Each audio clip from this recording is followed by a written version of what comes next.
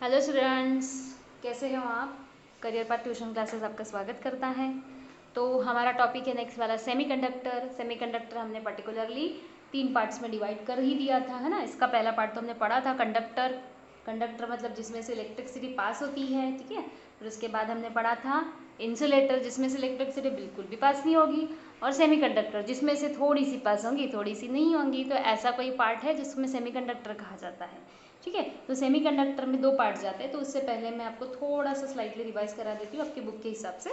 तो बुक्स में जैसे ही था कि सेमीकंडक्टर का पार्ट, तो सेमीकंडक्टर से पहले मैं आपको कंडक्टर और इंसुलेटर बता देती हूँ। तो कंडक्टर का मतलब होता है ऐसी चीज़ें जिसमें से इलेक्ट्रिसिटी इजीली पास होगी, ठीक है। ये स्पेसिफिकली पार्ट नहीं है। यहाँ से कंडक्शन बैंड्स वगैरह या band gap, valency bands, insulator, semiconductor, ये मैंने आपको पहले भी रिवाइज करा दिया था। तो कंडक्टर का मतलब जिसमें से अच्छे से इलेक्ट्रिसिटी पास होती है।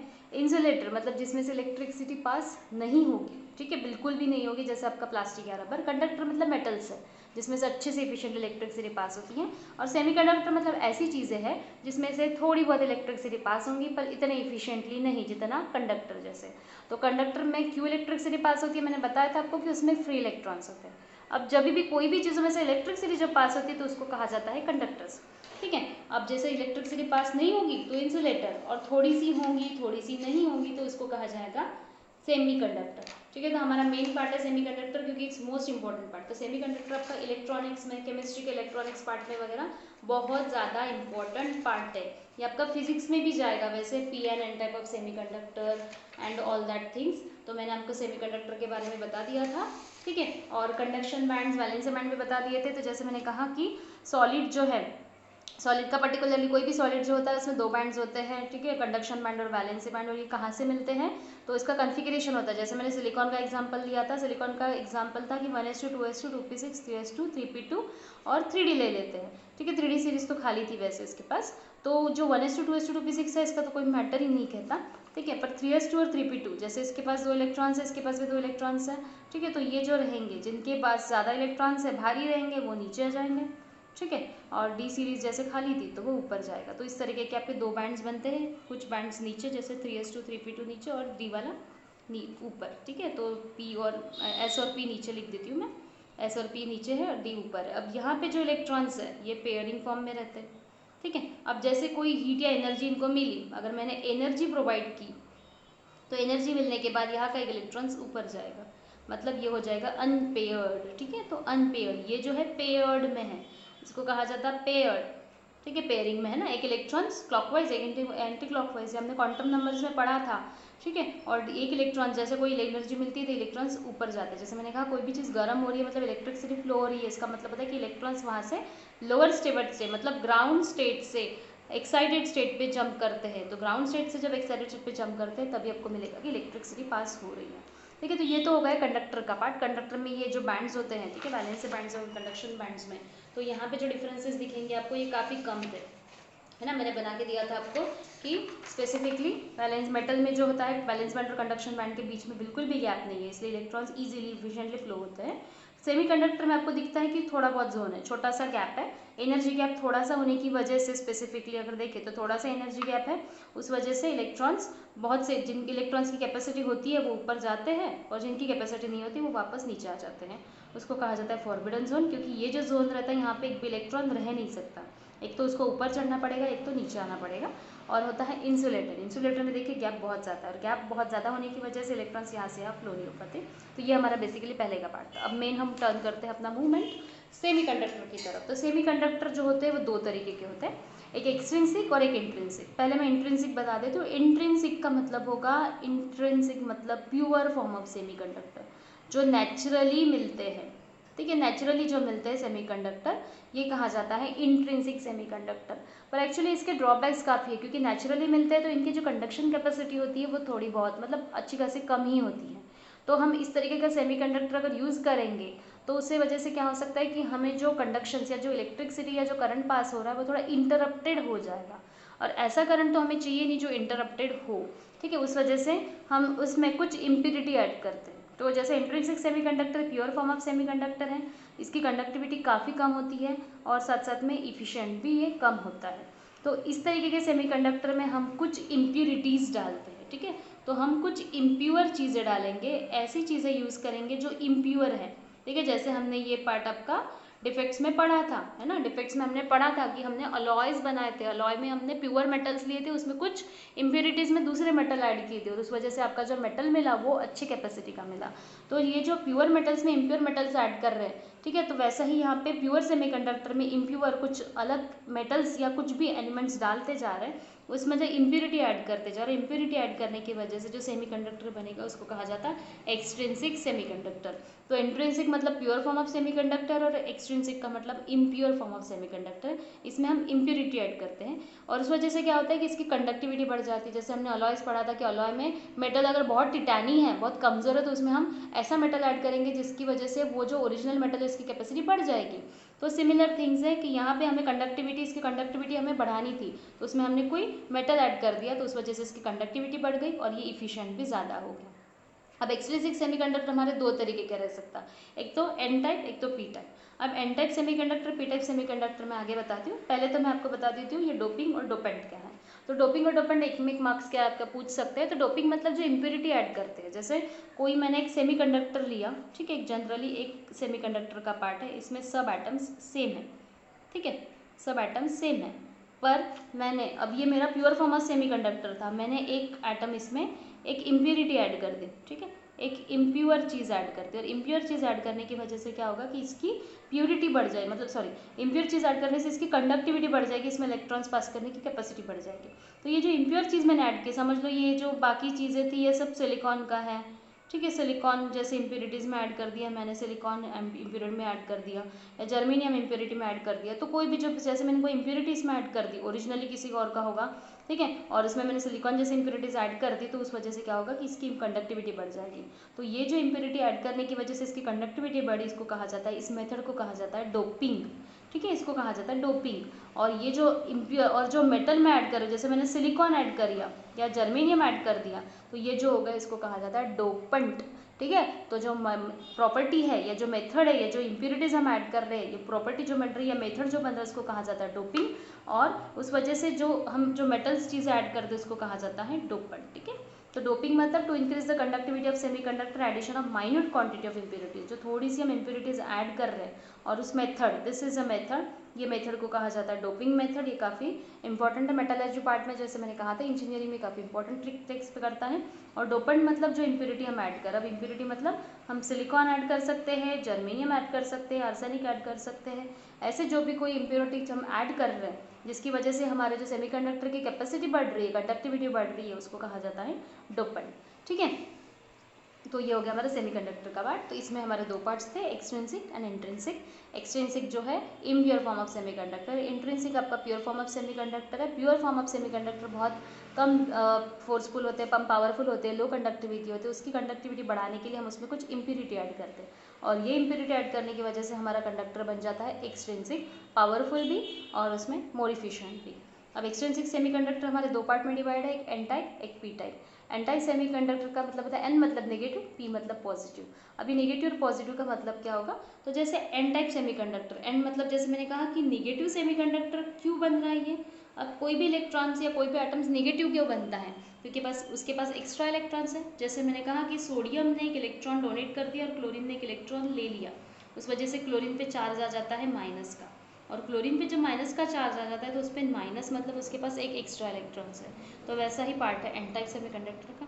और पी मतलब पॉजिटिव, तो पॉजिटिव मतलब जैसे एक इलेक्ट्रॉन लॉस हो चुका है, मतलब इसके पास इलेक्ट्रॉन्स की कमी है, तो ये अगर देखा जाए तो ये इलेक्ट्रॉन रिच है, ठीक है, इस इलेक्ट्रॉन रिच है।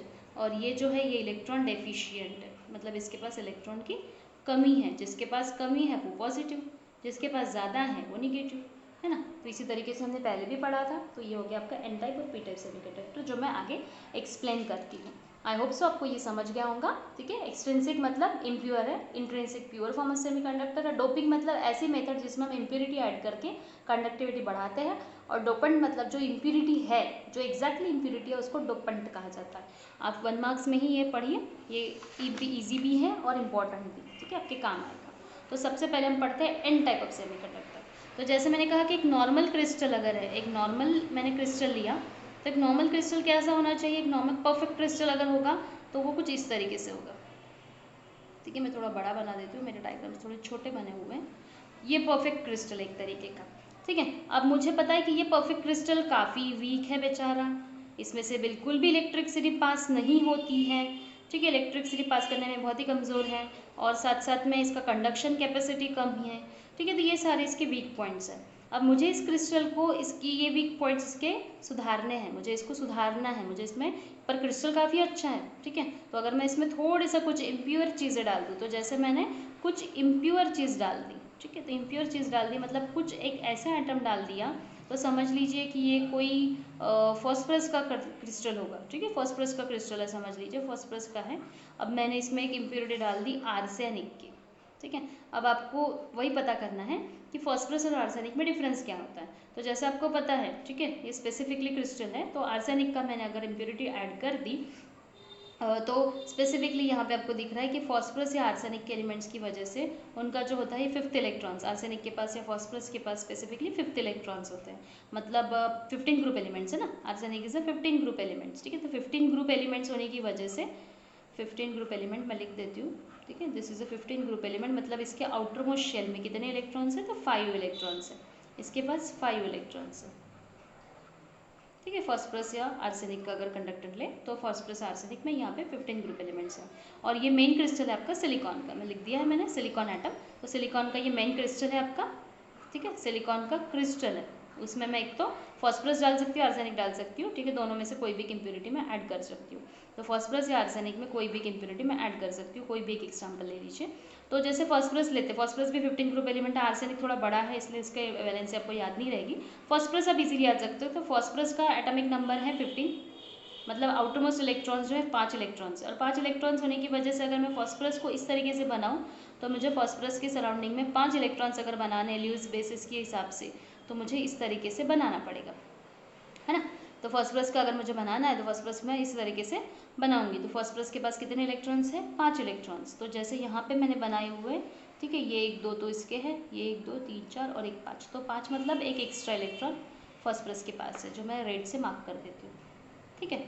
अब इसके पास एक एक्स्ट्रा इलेक्ट्रॉन्स है, बाकी जो था वो पूरा स्ट्रक्चर के पास मतलब कॉम्बिनेशन में देखें तो 4 बॉन्ड्स इसकी शेयरिंग में है, ठीक है। तो 4 बॉन्ड इसने शेयर करके रखे हैं, हर एक ने पर्टिकुलरली एक दूसरे से 4 बॉन्ड शेयर किए हैं, पर एग्जैक्टली 4 बॉन्ड शेयर करने की वजह से कोई बॉन्ड ही नहीं बच रहा था, मतलब सभी इलेक्ट्रॉन्स जो है ऑक्यूपाई हो रहे थे, सभी इलेक्ट्रॉन्स यूज में आ रहे थे। अब मैंने जैसे कहा कि कोई भी क्रिस्टल में से इलेक्ट्रिसिटी कब पास होती है, जब उनके पास एक्स्ट्रा इलेक्ट्रॉन्स होते हैं।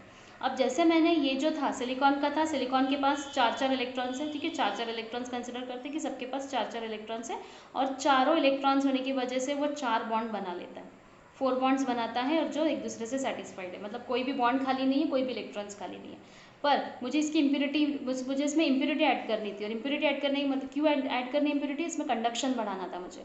अब कंडक्शन बढ़ाने के लिए मैंने जैसे फॉस्फरस ऐड करी या आर्सेनिक ऐड कर दिया, तो उसके पास क्या हो गए, एक एक्स्ट्रा इलेक्ट्रॉन्स आ गए, ठीक है। मैं ब्लू से बना देती हूँ, ये ब्लू पेन से बना देती हूँ, ठीक है। तो इसके पास अगर मैं कंसिडर करूँ तो इसके पास 5 इलेक्ट्रॉन्स हैं, तो ये तो बॉन्ड बना ही रहा है, 4 बॉन्ड्स तो इसके बन ही गए, ठीक है, फाइनली, पर एक इलेक्ट्रॉन्स खाली है, और एक इलेक्ट्रॉन खाली होने की वजह से क्या हो सकता है कि इलेक्ट्रॉन खाली है, मतलब इसमें से ये फ्लो हो सकता है, और ये इलेक्ट्रॉन यहाँ वहाँ फ्लो करने की वजह से इसमें से इलेक्ट्रिसिटी पास हो सकती है। तो इस वजह से ये इलेक्ट्रॉन, एक्स्ट्रा इलेक्ट्रॉन होने की वजह से इसमें से कंडक्शन ऑफ इलेक्ट्रिसिटी होती है, ठीक है, इलेक्ट्रिसिटी का कंडक्शन हो सकता है, ठीक है। फिर से एक्सप्लेन कर रही हूँ, परफेक्ट क्रिस्टल है, परफेक्ट क्रिस्टल में मुझे पता है कि इसमें मैंने देखे है कि सिलिकॉन का क्रिस्टल है, इसमें 4 एटम, सिलिकॉन पता है ना आपको, सिलिकॉन 14 नंबर का है, और उसके पास जो कॉन्फ़िगरेशन है उसके पास 4 इलेक्ट्रॉन्स है आउटर मोस्ट ऑर्बिट में, मतलब ये 4 कोवैलेंट बॉन्ड बनाता है, ठीक है, 4 इलेक्ट्रॉन्स है, मतलब 4 कोवैलेंट बॉन्ड बनाता है। तो 4 बॉन्ड बने हैं, तो 4 बॉन्ड पूरे 4 बॉन्ड शेयर हो चुके हैं, इसके पास एक भी एक्स्ट्रा इलेक्ट्रॉन्स नहीं है।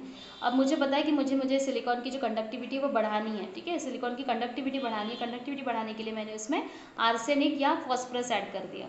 अब मुझे पता है कि आर्सेनिक या फॉस्फरस जो है 15 ग्रुप एलिमेंट है, ठीक है, फॉस्फरस ले लेते हैं, फॉस्फरस 15 ग्रुप एलिमेंट है, मतलब इसके पास 5 एक्स्ट्रा इलेक्ट्रॉन्स है, तो 4 जो है 4 तो बॉन्ड बनाएगा, ठीक है, 4 कोवैलेंट बॉन्ड बनाएगा, पर एक जो एक्स्ट्रा इलेक्ट्रॉन है, ठीक है, 1 एक्स्ट्रा इलेक्ट्रॉन्स जो है, तो 1 एक्स्ट्रा इलेक्ट्रॉन जो है रिमेनिंग यहाँ पे बच रहा है, और 1 एक्स्ट्रा इलेक्ट्रॉन्स होने की वजह से वो इलेक्ट्रॉन्स यहाँ पे फ्री है, और फ्री इलेक्ट्रॉन्स में से हमेशा इलेक्ट्रिसिटी पास होती है, यही मुझे यहाँ पे बताना था। तो ये है एन टाइप सेमीकंडक्टर नेगेटिव, क्योंकि इसके पास एक्स्ट्रा इलेक्ट्रॉन्स है, और एक्स्ट्रा इलेक्ट्रॉन मतलब इलेक्ट्रॉन रिच इम्प्योरिटीज, मतलब निगेटिव टाइप। तो N स्टैंड्स फॉर नेगेटिव, ठीक है। तो N का मतलब ये होता है negative because electrons are responsible for semi conducting behaviour in which electron rich impurities of group 14, ठीक है। तो ऑलरेडी ग्रुप 14 एलिमेंट्स जो है ऐड किए हमने, लाइक सिलिकॉन और जर्मेनियम। तो सिलिकॉन और जर्मेनियम का हमने एग्जाम्पल लिया, उसमें हम ग्रुप 14 का लिया है। ईच हैविंग 4 वैलेंसी, अब इनके पास 4 वैलेंसी है, 4 इलेक्ट्रॉन्स है, 4 बॉन्ड उन्होंने शेयर कर दिए इस क्रिस्टल स्ट्रक्चर में। Each atom forms a 4 covalent bonds with neighbours, ठीक है। हर एक ने 4 बॉन्ड बनाए हुए, जैसे कार्बन 4 बॉन्ड बनाता है, कार्बन फैमिली से बिलोंग करता है सिलिकॉन, कार्बन के नीचे ही सिलिकॉन है, तो कार्बन फैमिली से बिलोंग कर रहा है, मतलब सिलिकॉन भी 4 बॉन्ड्स बनाता है, कोवैलेंट बॉन्ड्स बनाता है। और सिलिकॉन और जर्मेनियम क्रिस्टल जब हमने डोपिंग किया इसका, ठीक है, मतलब मैंने इसकी में इम्प्योरिटीज डाल दी, आर्सेनिक या फॉस्फरस की। एक तो मैंने फॉस्फरस डाल सकती हूँ या आर्सेनिक डाल सकती हूँ। तो फॉस्फरस आर्सेनिक डालने के बाद 4 बॉन्ड तो उसने बना लिए, ठीक है, फॉर्म से 4 बॉन्ड तो बना दिए, पर 5th मतलब एक जो इलेक्ट्रॉन बच रहा है, एक इलेक्ट्रॉन जो है वो यूज में नहीं आ रहा, ठीक है, बॉन्डिंग में नहीं जा रहा। और वो जो इलेक्ट्रॉन है, और ये इलेक्ट्रॉन जो है डीलोकलाइज, डीलोकलाइज का मतलब यहाँ वहाँ घूमेगा, ठीक है, मूवमेंट दिखाएगा। बहुत से लोगों ने पूछा था डीलोकलाइजेशन का मतलब मूवमेंट ऑफ इलेक्ट्रॉन्स, इलेक्ट्रॉन जब मूव करेगा इधर उधर से तो कंडक्शन इलेक्ट्रिसिटी कैरी हो सकती है, क्योंकि फ्री इलेक्ट्रॉन्स है तो इलेक्ट्रिसिटी कैरी होगी। अब ये क्रिस्टल में मैंने सिर्फ ये छोटा सा क्रिस्टल है, एक यूनिट सेल है, जिसमें मैंने एक ही सिलिकॉन, एक ही फॉस्फरस डाल दिया है, ठीक है। तो ऐसा बहुत सा बड़ा क्रिस्टल रहेगा जिसमें मुझे बहुत सारे फॉस्फरस एटम्स डालने पड़ेंगे, और बहुत सारे फॉस्फरस मतलब बहुत सारे इलेक्ट्रॉन्स, और बहुत सारे फ्री इलेक्ट्रॉन्स, उसका मतलब होगा कि इलेक्ट्रिसिटी आपकी अच्छे से फ्लो हो सकेगी। ये है एन टाइप ऑफ सेमीकंडक्टर, ठीक है। आई होप सो आपको समझ गया होगा। एन टाइप मतलब नेगेटिव याद रखना, ये मैंने थ्योरी लिख के दी है, इससे भी आप बहुत अच्छे से समझ सकते हो। आपको सिर्फ याद रखना है कि एक परफेक्ट क्रिस्टल होता है जिसमें इलेक्ट्रिसिटी पास नहीं हो रही, क्योंकि ये जो है सिलिकॉन का क्रिस्टल है, उसमें 4 जो बॉन्ड्स थे, 4 बॉन्डिंग्स में, ठीक है, चारों बॉन्ड्स अगर बॉन्डिंग बन चुके हैं तो इसमें कोई रिमेनिंग इलेक्ट्रॉन बच ही नहीं रहा। अब रिमेनिंग इलेक्ट्रॉन बच नहीं रहा, उस वजह से हमने इसमें इम्प्यूरिटी ऐड कर दी फॉस्फरस या आर्सेनिक की। अभी इम्प्यूरिटी जब ऐड करेंगे तो एक्स्ट्रा इलेक्ट्रॉन बचेगा फॉस्फरस का, फॉस्फरस के 15 नंबर मतलब 5 इलेक्ट्रॉन्स है, इसमें से 4 इलेक्ट्रॉन्स तो वो सिलिकॉन के साथ बना रहा है, पर एक इलेक्ट्रॉन बचने की वजह से वो इलेक्ट्रॉन्स मूवमेंट शो करेगा, और मूवमेंट शो करने की वजह से उसमें से इलेक्ट्रिसिटी पास होगी। इसको कहा जाता है एन टाइप ऑफ सेमीकंडक्टर, ठीक है। काफ़ी इजी है, जितना इजी दिख रहा है उतना इजी है, बहुत ट्रिक लेके मत पढ़िए, ये अच्छे से रीड करिए। अगर कोई डाउट्स है तो प्लीज़ मुझे कमेंट्स में पूछिए, ठीक है। डाउट्स है तो क्वेरीज है तो पूछिए प्लीज़, ठीक है। तो एन टाइप सेमीकंडक्टर के बाद हम पी टाइप में मूव करते हैं। पी टाइप सेमीकंडक्टर का मतलब है पॉजिटिव, ठीक है, नाम से ही समझ में आ रहा है, इससे पॉजिटिव सेमीकंडक्टर, मतलब इसके पास एक इलेक्ट्रॉन्स होगा, मतलब इसके पास क्या है तो होल है, एक एक्स्ट्रा इलेक्ट्रॉन, एक इलेक्ट्रॉन की कमी है, ठीक है, एक इलेक्ट्रॉन की कमी है, उस वजह से इसके पास पॉजिटिव होल क्रिएट हो जाएगा। तो जैसे मैंने कहा कि वहाँ पे फॉस्फरस के पास कितने इलेक्ट्रॉन्स थे, 1 2 3 4 एंड 5, ये 5 जो था एक एक्स्ट्रा इलेक्ट्रॉन था उसके पास, इसीलिए इसको कहा जाता था, फॉस्फरस है इसलिए इसको कहा जाता था एन टाइप ऑफ सेमीकंडक्टर। वही पी टाइप सेमीकंडक्टर में मैं बोरॉन दूँ तो बोरॉन के पास 3 एक्स्ट्रा इलेक्ट्रॉन्स, सॉरी 3 इलेक्ट्रॉन्स है, ठीक है, आउटर मोस्ट ऑर्बिट में 3 इलेक्ट्रॉन्स है, 3 इलेक्ट्रॉन्स है मतलब एक इलेक्ट्रॉन इसके पास कम है, ठीक है, इसलिए एक एक्स्ट्रा इलेक्ट्रॉन कम है।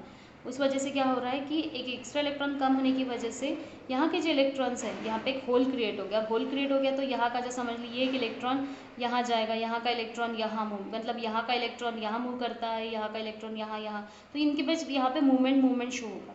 तो एक इलेक्ट्रॉन यहाँ ऐसे ऐसे घूमते जाता है, और घूमते होने की वजह से, मतलब डीलोकलाइजेशन होने की वजह से यहाँ पे जो होल है वो बैठते जाता है, मतलब होल जो है कवर होते जाता है, फिर से होल होते जाता है, इलेक्ट्रॉन्स यहाँ पे घूमते रोटेट होते डीलोकलाइजेशन होने की वजह से यहाँ पे स्पेसिफिकली इलेक्ट्रिसिटी या कंडक्शन होते जाता है, ठीक है। तो P stands for positive hole, ये एक तरीके का पॉजिटिव होल है। पॉजिटिव होल मतलब इलेक्ट्रॉन की यहाँ पे कमी है, जो 4 इलेक्ट्रॉन्स होने चाहिए, जैसे बोरॉन अगर सिलिकॉन के साथ बॉन्ड बना रहा है, ठीक है, तो सिलिकॉन के तो 2 एटम्स हैं, 2 एटम्स इसके साथ तो बॉन्ड बना है, सिलिकॉन के पास तो 4 बॉन्ड है ही, ठीक है, तो वो तो बनाने चाहिए, तो ये जो बोरॉन ने है यहाँ तो बना दिए, ठीक है, ये जो है एक सिलिकॉन के साथ बना दिए, पर एक के साथ एक ही एक्स्ट्रा इलेक्ट्रॉन बच रहा है, यार एक होल क्रिएट हो रहा है, ठीक है, ये होल क्रिएट हो रहा है, और ये होल क्रिएट होने की वजह से यहाँ पे जो इलेक्ट्रॉन्स है, ये यहाँ का इलेक्ट्रॉन यहाँ आएगा, फिर दूसरा इलेक्ट्रॉन यहाँ आएगा, तीसरा इलेक्ट्रॉन उसकी जगह लेगा, मतलब यहाँ पे होल क्रिएट होने की वजह से ये इलेक्ट्रॉन यहाँ गया तो इसकी जगह दूसरे इलेक्ट्रॉन ने लिया, यहाँ पे इसकी जगह इसने लिया, और ये अपनी एक दूसरे की जगह छोड़ते लेते तक यहाँ पे डिलोकलाइजेशन होता है इलेक्ट्रॉन्स का, और ये डिलोकलाइजेशन होता है, उस वजह से आपको दिखता है कि यहाँ से इलेक्ट्रिसिटी इजीली पास हो जाती है। तो P stands for positive, responsible for conduction when electron deficient impurities, मतलब जिसके पास इलेक्ट्रॉन्स की कमी है, तो हम इलेक्ट्रॉन्स की कमी मतलब स्पेसिफिकली बोरॉन यूज़ कर रहे हैं यहाँ पे, आर एडेड टू सिलिकॉन या जर्मेनियम के क्रिस्टल में हमने अगर ऐड कर दिया तो क्या हो रहा है कि ग्रुप 13 एलिमेंट जैसे बोरॉन है, एल्यूमिनियम है और गैलियम है, इनमें 3 वैलेंस इलेक्ट्रॉन्स हैं, और 3 वैलेंस इलेक्ट्रॉन होने की वजह से एक होल क्रिएट हो रहा है, दिस इज अ होल, इसको पॉजिटिव होल भी कहा जाता है, कभी कभी पूछा जाता है। तो होल क्रिएट होने की वजह से फोर्थ इलेक्ट्रॉन मिसिंग है, और ये जो होल है इसमें जो क्रिस्टल स्ट्रक्चर में तो पॉजिटिव चार्ज जो है gives rise to electrical conductivity. तो होल होने की वजह से इलेक्ट्रॉन्स यहाँ पे मूव करते जाएंगे, क्योंकि होल है मतलब इलेक्ट्रॉन्स, इसका इलेक्ट्रॉन वहाँ पे, उसका इलेक्ट्रॉन वहाँ पे, ऐसे रोटेशंस चलते जाएंगे, और इस तरीके से आपका एक कंडक्टेंस पास होगा, एक इलेक्ट्रिसिटी पास हो जाएगी यहाँ से। इसको कहा जाता है पी टाइप ऑफ सेमीकंडक्टर या पॉजिटिव सेमीकंडक्टर। ठीक है, तो पी स्टैंड्स मतलब पॉजिटिव होल है, रिस्पॉन्सिबल फॉर कंडक्शन, ये डेफिशिएंट होता है। पी टाइप सेमीकंडक्टर आपको दिखेगा कि फिलहाल हम फिर से सिलिकॉन का ही लेते हैं, सिलिकॉन का ही क्रिस्टल है। सिलिकॉन के क्रिस्टल में हमने बोरॉन की इम्प्योरिटी ऐड कर दी, बोरॉन की इम्प्योरिटी में एक इलेक्ट्रॉन कम है, उस वजह से यहाँ पे होल क्रिएट हो रहा है। होल क्रिएट होने की वजह से वो होल कवर करने के लिए आजू बाजू के इलेक्ट्रॉन्स वहाँ पे जंपिंग करना शुरू कर देते हैं, और ट्रैवलिंग करने की वजह से वो उसकी जगह एक दूसरे की जगह लेते लेते वहाँ पे मूवमेंट मिलेगा, और मूवमेंट होते होते आपको दिखेगा कि यहाँ पे एक तरीके का कंडक्टेंस पास हो रहा है, मतलब इलेक्ट्रिसिटी पास हो रही है। ये था आपका सेमीकंडक्टर का पार्ट। तो सेमीकंडक्टर हमने पढ़ा कि सेमीकंडक्टर होता है दो तरीके का, एक एक्सट्रिंसिक एक इंट्रिंसिक। एक्सट्रिंसिक का मतलब होता है ये इम्प्योर फॉर्म ऑफ सेमीकंडक्टर है, intrinsic pure form of semiconductor है। इंट्रिंसिक सेमीकंडक्टर की कैपेसिटी बढ़ने के लिए उसमें आप कुछ इंप्योरिटीज ऐड करते हो, उसको कहा जाता है एक्सट्रिंसिक सेमीकंडक्टर, और जो इंप्योरिटीज रहती है उसको डोपेंट कहा जाता है, और इस प्रोसीजर को कहा जाता है डोपिंग। अब एक्सट्रिंसिक सेमीकंडक्टर दो तरीके का है, एक एन टाइप एक पी टाइप। एन टाइप में हमारे नेगेटिव इंप्योरिटीज ऐड करेंगे, मतलब यहाँ पे एक एक्स्ट्रा इलेक्ट्रॉन है, जैसे सिलिकॉन में फॉस्फरस अगर ऐड कर रहे हैं, सिलिकॉन में हम ऐड कर रहे हैं फॉस्फरस, तो ये हो गया नेगेटिव इंप्योरिटीज का, और सिलिकॉन में अगर हम ऐड कर रहे हैं बोरॉन, तो ये हो गया इलेक्ट्रॉन डेफिशिएंट इंप्योरिटी का। और यहाँ पे जो इलेक्ट्रॉन्स है एक्स्ट्रा इलेक्ट्रॉन, यहाँ पे तो समझ गया होगा, एक्स्ट्रा इलेक्ट्रॉन होने की वजह से ये इलेक्ट्रॉन्स मूवमेंट करता है क्रिस्टल में, उस वजह से इलेक्ट्रिसिटी पास होती है, और यहाँ पे एक होल क्रिएट हो जाता है। होल क्रिएट होने की वजह से वो होल को कवर करने के लिए आजू बाजू के इलेक्ट्रॉन्स वहाँ पे ट्रैवल करते हैं, और उसको कहा जाता है पी टाइप ऑफ सेमीकंडक्टर। ठीक है, तो यहाँ तक हमारा सेमीकंडक्टर का पार्ट ओवर हो चुका है। अब हमारा बस लास्ट टॉपिक बचता है छोटा सा, जिसको कहा जाता है मैग्नेटिक प्रॉपर्टीज ऑफ सॉलिड। बस छोटा सा पार्ट है, थोड़ा पेशेंस रखिए क्योंकि लेसन ही खत्म हो रहा है अभी। ठीक है ना, तो magnetic property of solid, magnetic property of solid में मैग्नेटाइजेशन प्रॉपर्टी क्या होती है? तो मैग्नेटिक मतलब एग्जैक्टली मैग्नेट नहीं है, जो आपका मैग्नेट होता है ना चिपकने वाला, वो मैग्नेट नहीं है। मैग्नेटिक प्रॉपर्टीज का मतलब होता है रोटेशंस या कोई भी कैरेक्टर्स। ठीक है, तो किस तरीके के कैरेक्टर्स रहेंगे, तो ये मैग्नेटिक प्रॉपर्टी हमें पढ़नी है। ये आपको थोड़ा फिजिक्स से रिलेटेड कंसेप्ट है, तो पहले मैं बता देती हूँ, आपको पता होगा कि सन के सराउंडिंग में अर्थ घूमती है, ये तो सबको पता है भाई। ठीक है, सन है, इसके सराउंडिंग में अर्थ रोटेट होती है। मैं ई लिख देती हूँ, मेरा ई समाएगा यहाँ पे। ठीक है, तो अर्थ तो रोटेट हो रही है सन के सराउंडिंग में एक अकॉर्डिंग टू ग्रेविटेशन के हिसाब से, पर अर्थ जब रोटेट होती है तो वो खुद के सराउंडिंग में भी रोटेट होती है सेंट्रीपिटल फोर्स के हिसाब से, पता है ना। ठीक है ना, अर्थ सन की सराउंडिंग में घूम रही है पर खुद भी तो घूम रही है। ठीक है, खुद भी तो घूम रही है, जैसे मैंने अभी ये कंचा लिया, ठीक है, ये जो है, ठीक है, तो ये रोटेट होते होते खुद भी रोटेट हो रहा है। अगर मैं यहाँ पे दिखाऊँ तो ये खुद भी रोटेट हो रहा है, और यहाँ पे सन के सराउंडिंग में भी रोटेट हो रहा है। तो इस तरीके से रोटेशंस यहाँ पे शुरू होते हैं। ठीक है, तो रोटेशंस में अगर देखा जाए तो ये रोटेट होते होते होते होते खुद भी रोटेट हो रहा है, और किसी सराउंडिंग पे भी रोटेट हो रहा है। तो मैग्नेटिक प्रॉपर्टी मुझे वही एक्सप्लेन करनी है कि जब, ठीक है, यहाँ पे जैसे दिख रहा है कि न्यूक्लियस है सेंटर में, न्यूक्लियस के सराउंडिंग में इलेक्ट्रॉन घूम रहा है, इलेक्ट्रॉन तो घूम रहा है पर वो खुद भी घूम रहा है। ठीक है, तो खुद भी रोटेट होते जाता है, खुद भी रोटेट होते होते होते वो सराउंडिंग में घूमते जाता है। This is like a magnetic property. So magnetic property due to magnetic moment associated with individual electrons. तो एक इलेक्ट्रॉन्स की बात पढ़े हम, तो ये इलेक्ट्रॉन जब रोटेट होता है तब ये मैग्नेटिक मोमेंट जनरेट करता है, और मैग्नेटिक मोमेंट दो तरीके के मोशंस देता है। तो जैसे मैंने कहा it's orbital motion around the nucleus, एक तो इलेक्ट्रॉन रोटेट हो रहा है न्यूक्लियस के सराउंडिंग में, ये एक हो गया मोशन, और एक खुद भी रोटेट हो रहा है। ठीक है, क्लॉकवाइज एंटी क्लॉकवाइज वो खुद भी रोटेट हो रहा है, इसको कहा जाता है spin around its own axis. ठीक है, तो orbital around the nucleus, surrounding nucleus के सराउंडिंग में घूम रहा है, और खुद के सराउंडिंग में भी घूम रहा है। तो जब when the electron rotate around its nucleus it also rotate around its own axis, तो यहाँ पे एक स्मॉल मैग्नेटिक फील्ड जनरेट हो जाती है। ठीक है, तो जैसे मैंने कहा कि इलेक्ट्रॉन्स जब रोटेट हो रहा है, ठीक है, तो खुद के सराउंडिंग में तो रोटेट होता ही है, और न्यूक्लियस में भी वो रोटेट हो रहा है, और यहाँ पे एक मैग्नेटिक फील्ड जनरेट होती है। और ये मैग्नेटिक मोमेंट अगर कैप्चर करना है हमें, तो उसके लिए बोर मैग्नेटॉन, ये फिजिक्स से रिलेटेड कंसेप्ट है, और पीछे हमने केमिस्ट्री में भी पढ़ा हुआ है। तो ये जो मैग्नेटिक मोमेंट है ये 9.27 इंटू 10⁻⁻24 एम्पलीट्यूड में होता है। ठीक है, तो ये जो है स्पेसिफिकली प्रीवियस पार्ट है, अब मैं ये बेसिकली बहुत डिटेल में नहीं ले रही हूँ, ये आपको थोड़ी वैल्यूज़ याद रखनी पड़ेगी। ठीक है, और ये स्पेसिफिकली अगर न्यूमेरिकल रहे तो आपको बोर मैग्नेटॉन की वैल्यू म्यू एम से एक्सप्लेन किया जाता है, म्यू बी भी लिया आजकल, म्यू एम में रहता था पहले मैग्नेटिक मोमेंट। ठीक है, तो म्यू बी से भी एक्सप्लेन किया गया, तो इसकी वैल्यू रहती है। ठीक है, even orbital contain one electron unbalance फिर एग्जिबिट मैग्नेटिज्म। अगर इसमें ऑर्बिटल में एक एक इलेक्ट्रॉन अनबैलेंस रहा, जैसे मैंने कहा कि इलेक्ट्रॉन्स जो होता है वो रोटेशन में रहता है, इलेक्ट्रॉन्स की 2 स्पिन होती है, एक तो क्लॉकवाइज एक तो एंटी क्लॉकवाइज, ये तो पता होगा आपको। एक जो हम हाफ लिखते हैं क्लॉकवाइज या माइनस लिखते हैं एंटी क्लॉकवाइज, ये 2 तरीके की स्पिन लिखते हैं जो इसमें हमने क्वांटम नंबर में पढ़ा था, स्पिन क्वांटम नंबर में, प्लस हाफ माइनस हाफ। ठीक है, तो ये जो है एक जो मैंने ऊपर दिखा ये प्लस हाफ है और जो नीचे स्पिन रोटेशन दे रहा है वो माइनस हाफ है। तो ये हो गया पेयरिंग, जैसे मैंने पहले भी बताया, ये हो गया पेयर स्ट्रक्चर। ठीक है, तो ये पेयर्ड स्ट्रक्चर। पर अगर मैंने ये स्पिन सिर्फ एक साइड बनाई है तो ये हो गया आपका, ठीक है, ये पेयर्ड रहेगा, ये पेयर है तो ये आपका डायमैग्नेटिक वगैरह जो मैं आगे बताती हूँ। ठीक है, तो ये पेयरिंग रहेगा और ये जो रहेगा वो अनपेयर्ड रहेगा। ठीक है, इसका बहुत काम है इंपॉर्टेंट। ठीक है, तो ये इसकी याद रखिए। तो when electrons are paired the spin is balance and no magnetic moment is observe. तो अगर इलेक्ट्रॉन्स पेयरिंग फॉर्म में है तो अच्छे से रोटेट हो ही रहा है भाई, तो इसमें मैग्नेटिक मोमेंट जनरेट होगा ही नहीं। ठीक है, तो मैग्नेटिक मोमेंट जनरेट होने के लिए आपकी जो स्पिन रहेंगी वो अनपेयर्ड होना चाहिए। तो मैग्नेटिक मोमेंट मतलब इलेक्ट्रॉन्स अगर फ्री रहेंगे तभी इसमें से मैग्नेटिक मोमेंट जनरेट होगा। ठीक है, तो ये आगे का प्रॉपर्टी है, ये बहुत थोड़ा सा स्लाइटली व्यू में पढ़ लेना, अगर फिजिक्स में भी काफ़ी अच्छे से जाएगा आपको, ये बहुत रिलेटेड टॉपिक है आपका मैग्नेटिज्म का वगैरह। ठीक है, तो मैं बस आपका तो छोटा सा टॉपिक है यहाँ पे केमिस्ट्री में, बहुत कम, तो फिजिक्स में भी रिलेटेड टॉपिक रहेगा तो उसमें भी आपको बहुत अच्छे से समझ ही जाएगा। तो मैग्नेटिक प्रॉपर्टीज ऑफ सॉलिड में अब मैग्नेटिक प्रॉपर्टीज अगर देखी जाए तो बेस्ड ऑन मैग्नेटिज्म के हिसाब से जो है तो आपका जो प्रॉपर्टी है वह क्लासीफाई होती है 3 बस में, पैरामैग्नेटिज्म, डायमैग्नेटिज्म और फेरोमैग्नेटिज्म। तो पैरामैग्नेटिज्म का मतलब होता है, पैरामैग्नेटिज्म मतलब यहाँ पे आपको याद रखना है कि यहाँ पे स्पिनिंग जो होगी वो इस तरीके से होगी, ये बहुत काम में आने वाला है आपको, डीएनए ब्लॉक में बहुत ज़्यादा इंपॉर्टेंट पार्ट है ये। तो पैरामैग्नेटिक का मतलब होता है, पैरामैग्नेटिक जब कोई भी सब्सटेंस पैरामैग्नेटिक क्यों है, कैसे जज करना है, तो जब उसकी स्पिन क्लॉकवाइज होगी, सिर्फ एक वन डायरेक्शन में होगी तो उसको कहा जाता है पैरामैग्नेटिक। जब इनकी स्पिन डबल होगी, क्लॉकवाइज एंटी क्लॉकवाइज दोनों अगर है तो उसको कहा जाता है डायमैग्नेटिज्म। ठीक है, ये बहुत अच्छे से याद रखना है। The substance with electrons are unpaired, अगर जिस सब्सटेंस के इलेक्ट्रॉन्स अनपेयर्ड है एंड वीकली अट्रैक्टेड है मैग्नेटिक फील्ड में, अब अनपेयर्ड है मतलब मैग्नेटिक फील्ड दिखाएगा, ठीक है, वीकली अट्रैक्टेड होगा, इसको पैरामैग्नेटिक सब्सटेंस कहा जाता है और ये टेम्पररी इफेक्ट है। ठीक है, और इस मतलब ये टेम्पररी इफेक्ट है, जब इसकी मैग्नेटिक प्रॉपर्टी लॉस हो सकती है, जैसे हमने मैग्नेटिक फील्ड जनरेट नहीं की, मैग्नेटिक फील्ड नहीं लगाया तो इसकी मैग्नेटिक प्रॉपर्टी लूज हो जाती है, जैसे कॉपर, आयरन या क्रोमियम। ठीक है, इसको हम इलेक्ट्रिसिटी पास करने के लिए हमें कंडक्शन सप्लाई करना पड़ता है, इलेक्ट्रिसिटी सप्लाई करना पड़ता है, अचानक अपने आप इलेक्ट्रिसिटी पास नहीं होंगी इन सब चीज़ों से, इसमें हम जब पास करेंगे तब ये इलेक्ट्रॉन्स फ्री होंगे, और फ्री इलेक्ट्रॉन्स जब जैसे क्लॉकवाइज है, ठीक है, मैंने जैसे यहाँ पे बनाया कि ये ग्राउंड स्टेट बना हुआ है, पहले का प्रीवियस पार्ट है आपका, तो यहाँ पे मैंने ग्राउंड स्टेट बना दिया।